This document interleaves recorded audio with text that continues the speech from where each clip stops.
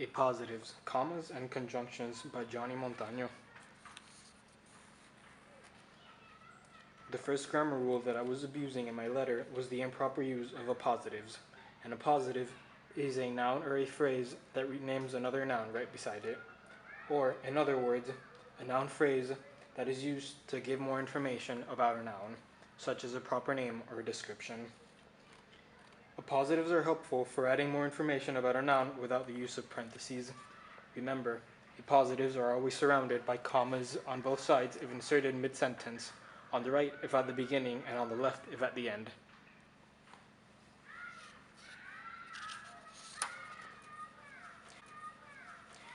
Here are some examples of appositives. The first example, Robin, the tallest person in the group, almost hit his head on the beam while riding the roller coaster. Here, Robin is the noun, and the noun phrase in blue is renaming Robin, giving more information about him. 2. His computer, an old Dell laptop, stopped working because of its broken CPU.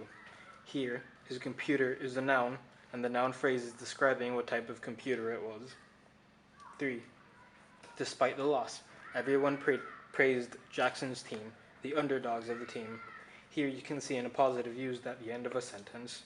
And 4, the most organized person I've ever met, James, was able to sort through my mess of papers.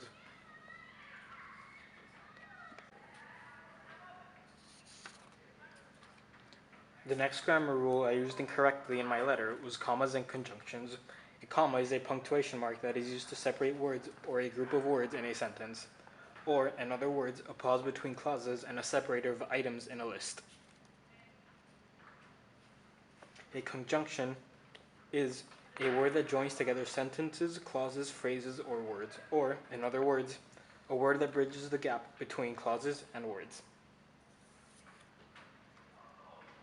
You can remember the little conjunctions using the acronym FANBOYS, which stands for and, not, but, or, yet, and so.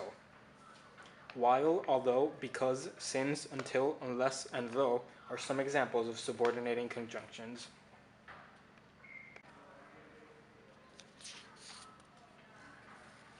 Commas are used alongside conjunctions to connect two independent clauses.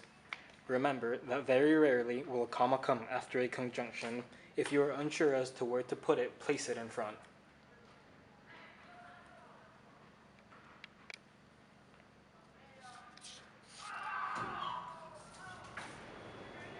Our first example of commas and conjunctions is 1. My brother had not yet finished his homework, and 2. He cannot go outside and play with his friends.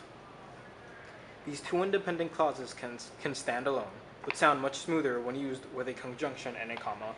For example, my brother had not finished his homework, comma, so he cannot go outside and play with his friends.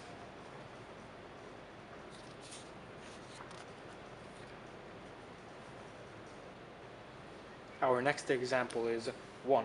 She could have helped her friend study for math, and 2. She went to work on her project instead. If you join these two independent clauses with a comma and a conjunction, it could become, she could have helped her friend study for math, comma, but she went to work on her project instead. I hope you learned how to properly use appositives and commas and conjunctions. Thanks for watching.